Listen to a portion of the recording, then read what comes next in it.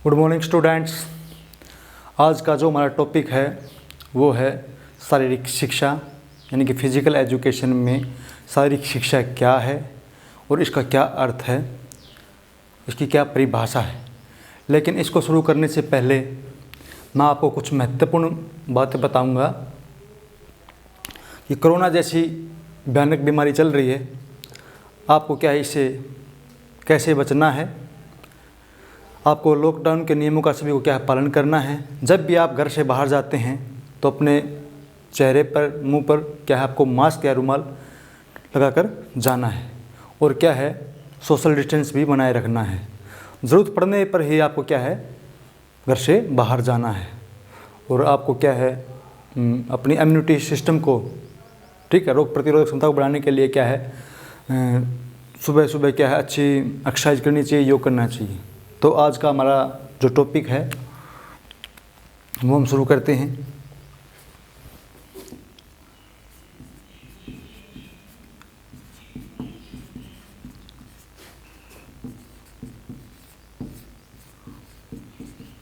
Physical education class हमारी है +1 art, topic है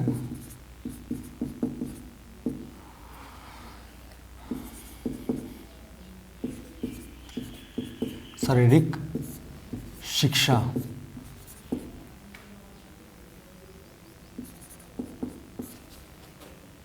शारीरिक शिक्षा क्या है, इसकी परिभाषा,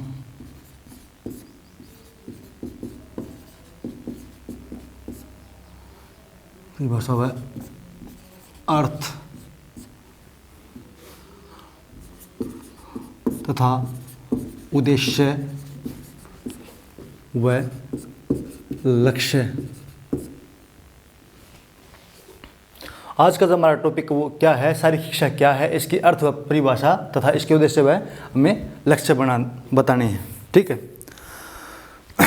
शारीरिक शिक्षा क्या है। शारीरिक शिक्षा को एक नई धारणा नहीं है, ये क्या है पुराने समय से ही चली आ रही है।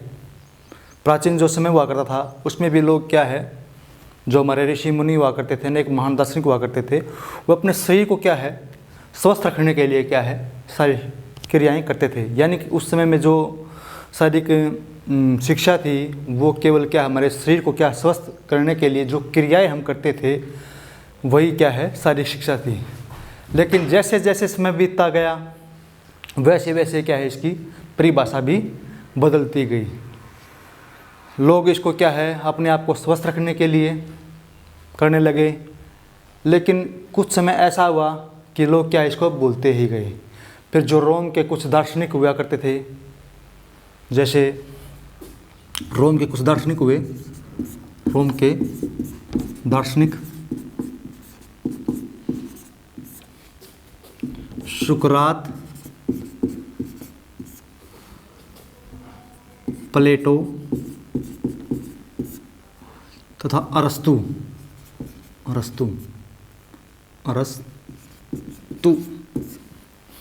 ये रोम के दार्शनिक थे, सुकरात, प्लेटो, अरस्तु।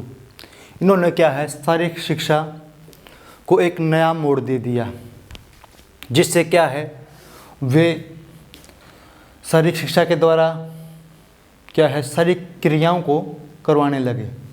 ठीक है, और क्या है जैसे जैसे समय बदलता गया वैसे वैसे इन लोगों ने शारीरिक शिक्षा में नई नई क्रियाएं करवानी शुरू कर दी।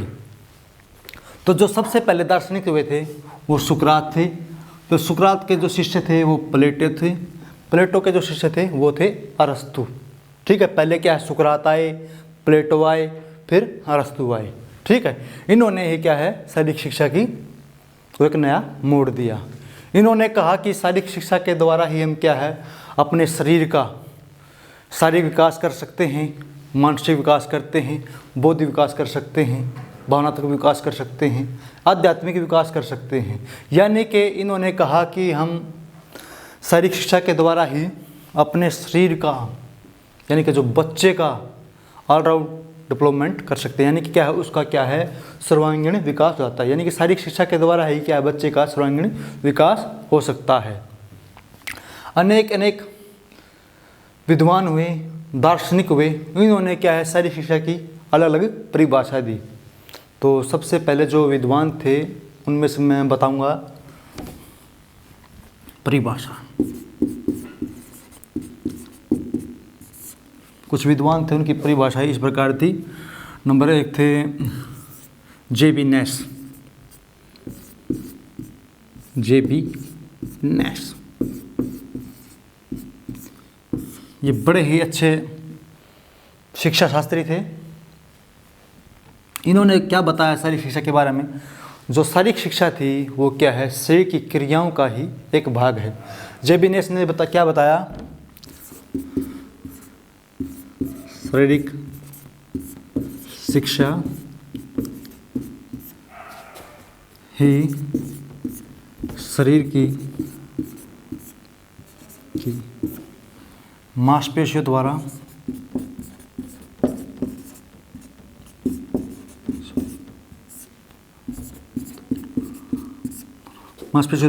की जाने वाली क्रिया। जे.बी. नैश ने क्या बताया कि जो शारीरिक शिक्षा है वो शरीर की ही क्या मांसपेशियों द्वारा की जाने वाली क्रिया है, यानी कि ये मांसपेशियों से संबंधित क्रिया है। क्योंकि जब भी हम शारीरिक क्रिया करते हैं तो उसमें हमारे शरीर के जितने पार्ट होते हैं, ठीक है, हमारे शरीर की जो इतनी मसल्स होती हैं, हमारे शरीर में लगभग 640 के आसपास क्या है मसल्स होती हैं, तो उनके जो द्वारा हम क्रिया करते हैं वही क्या है शारीरिक शिक्षा है। उसके पश्चात और भी विद्वान हुए, चार्ल्स ओबरट्यूबर। नंबर 2 पर आते हैं चार्ल्स ओबरट्यूबर।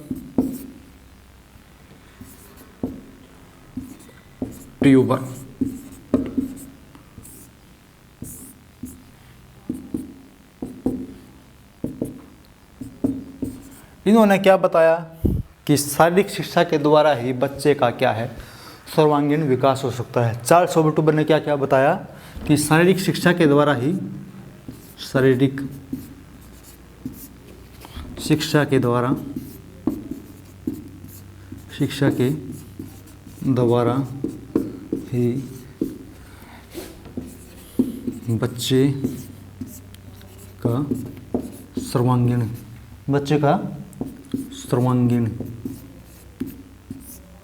विकास हो सकता। जो चार्ल्स ओबरट्यूबर है उन्होंने बताया कि शारीरिक शिक्षा के द्वारा ही बच्चे का सर्वांगीण विकास हो सकता है।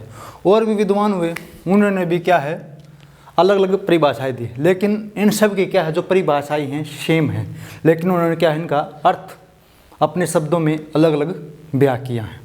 ठीक है, इसके पश्चात मैं अब आपको इसके लक्ष्य क्या हैं शारीरिक शिक्षा के और उद्देश्य क्या है वो बताऊंगा।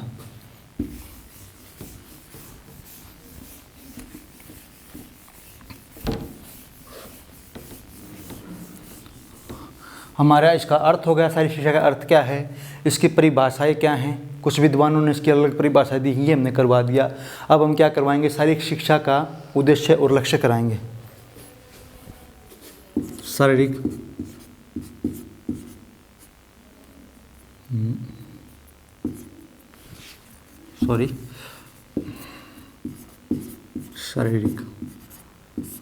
शिक्षा का उद्देश्य व लक्ष्य।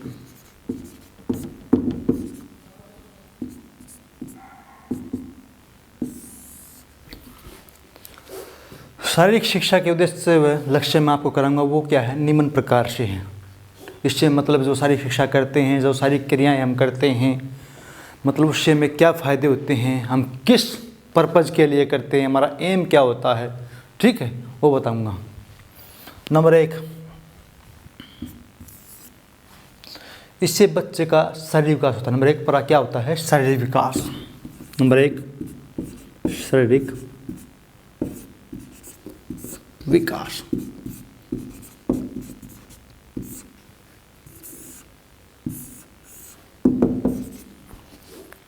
शारीरिक विकास, हमारा शारीरिक विकास किस प्रकार से होता है? जब भी हम शारीरिक क्रियाएं करते हैं, शारीरिक क्रियाओं में क्या आता है? दौड़ना, कूदना, भागना, अभ्यास, योग, आसन, ये सभी क्या हैं? शारीरिक क्रियाओं के में ही आते हैं। जब हम ये शारीरिक क्रिया करते हैं तो इससे क्या हमारे जो शरीर का क्या है? शारीरिक विकास होता है। यानी कि जो हमारे जो शरीर का जो पोस्चर है वो बिल्कुल ठीक होता है। हमारे शरीर में क्या है? इम्प्रूवमेंट होता है। हमारी मसल्स क्या है? इम्प्रूवमेंट करती हैं। हमारा जो सीना है वो चौड़ा होता है। ठीक है। हमारे शरीर में क्या है? एंडोरेंस पावर, ठीक है, यानी कि जो सहन क्षमता होती है वो बढ़ती है। जो मानसिक विकास होता है वो भी होता है। फ्लेक्सिबिलिटी है, वो क्या है? फ्लेक्सिबिलिटी यानी कि लचकता। यदि हम शारीरिक क्रियाएँ करेंगे तो हमारे शरीर में क्या है?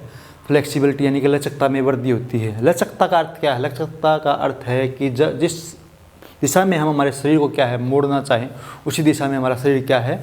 मुड़ जाता है। ये लचकता कहलाती है। ठीक है, ये तो होगा हमारा शारीरिक विकास। उसके बाद नंबर 2 पॉइंट आता है हमारा मानसिक विकास। नंबर 2 पॉइंट कौन सा आता है हमारा? मानसिक विकास। मानसिक विकास,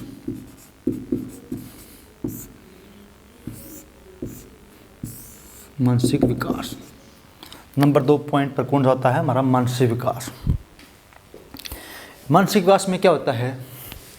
मानसिक विकास में जब भी हम शारीरिक क्रियाएं करते हैं, शारीरिक क्रियाओं के साथ हमारा शारीरिक विकास तो होता ही होता है। एक हमारा जो मेंटलिटी या जो हमारी मानसिक जो क्षमता है वो क्या है? मजबूत होती है। किस प्रकार से? मान लीजिए हम कोई कार्य करते हैं, हमारे सामने कोई ऐसा कार्य आ जाए जिसको करने में थोड़ा सा क्या हमें असमर्थ महसूस हो, ठीक है, लेकिन यदि हमारी मेंटलिटी मजबूत, हमारा जो मानसिकता होगी वो अगर मजबूत होगी, हमें कोई भी कार्य दे दिया जाए तो क्या है? हम हमारे सीधे मन में ये जाएगा, हमारे दिमाग में ये जाएगा कि हम क्या है? इस कार्य को कर सकेंगे। यानी कि जो पॉजिटिवता है, यानी कि जो धनात्मकता है हमारे शरीर में आ जाती है कि हम इस कार्य को कर सकते हैं। यदि मानसिक विकास हमारे शरीर का अच्छा नहीं होगा तो हमें कोई भी कार्य दे देते हैं तो उसमें क्या है? एक झिझक महसूस होती है, हमें नेगेटिव पॉइंट आते हैं कि हम इस कार्य को नहीं कर सकते। ठीक है, तो ये था हमारा मानसिक विकास। यानी इससे बच्चे का क्या है? मेंटलिटी है वो क्या है? मजबूत होती है। उसे कोई भी कार्य दे दिया जाए वो क्या है? उसको अच्छी तरह से कर सकता है। नंबर 3 हमारा बौद्धिक विकास। बौद्धिक विकास,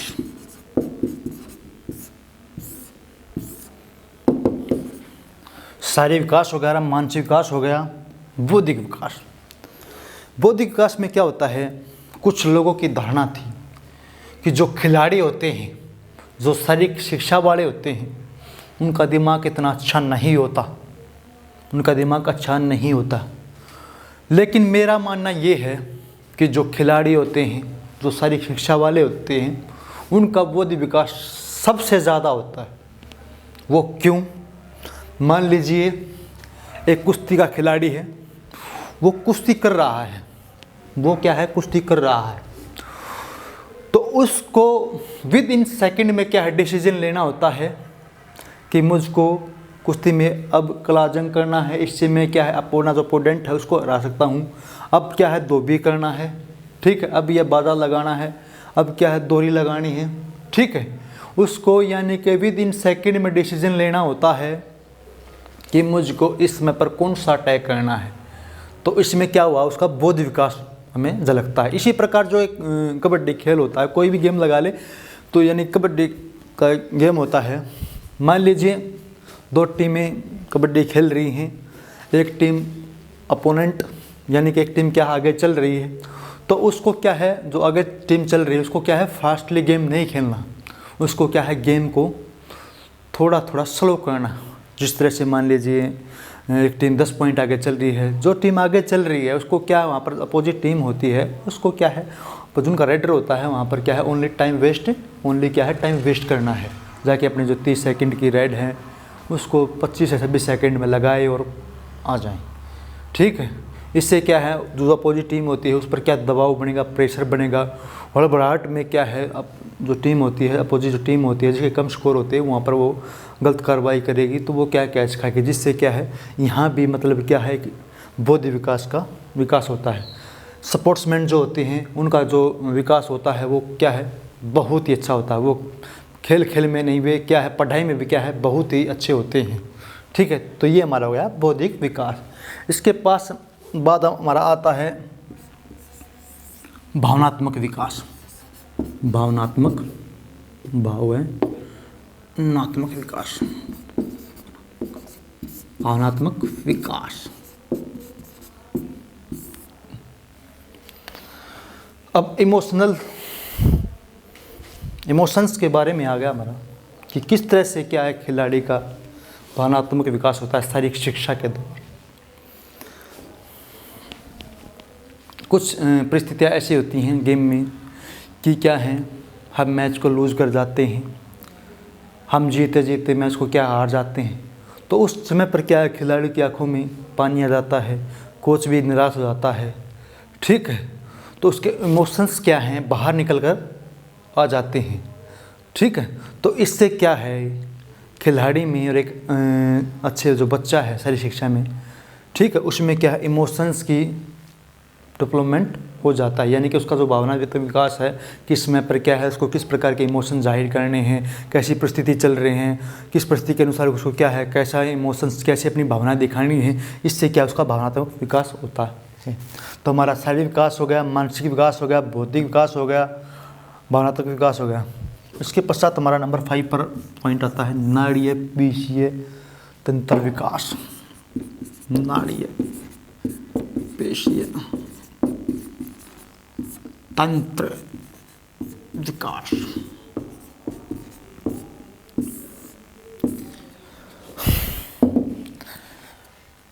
नाड़ीय पेशी तंत्र विकास का विकास किस तरह हो सकता है। जो एक अच्छा स्पोर्ट्समैन होता है, एक अच्छा फिजिकल एजुकेशन का टीचर, जो अच्छा स्टूडेंट होता है, उसके जो क्या है, अपना जो उसका दिमाग है उसके अनुसार उसकी क्या मसल्स कार्य करती हैं।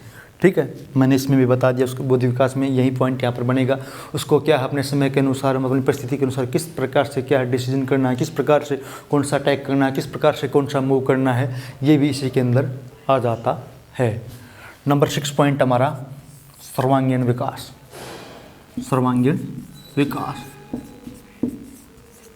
सर्वांगीण विकास।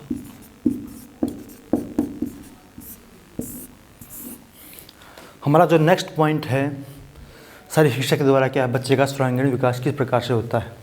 सर्वांगीण विकास में क्या आता है, उसका ऑल डेवलपमेंट बच्चे का हो जाता है। उसमें बच्चे का शारीरिक विकास भी हो जाता है, उसमें बच्चे का मानसिक विकास भी हो जाता है, उसमें बच्चे का बौद्धिक विकास भी हो जाता है, उसमें बच्चे का भावनात्मक विकास भी हो जाता है, उसमें नाड़ीय पेशी तंत्र का विकास भी होता है, उसका सर्वांगीण, ये सर्वांगीण विकास के अंतर्गत ही आता है। तो ये था आज का हमारा टॉपिक, शारीरिक शिक्षा क्या है, इसकी परिभाषा क्या है, इसका अर्थ क्या है, इसके उद्देश्य क्या है, इसके लक्ष्य क्या हैं। ये हमारा यहाँ तक क्वेश्चन हो गया। सभी बच्चों को अच्छी तरह से इस क्वेश्चन को क्या है, अपने दिमाग में बिठाना है और इसको याद करना है।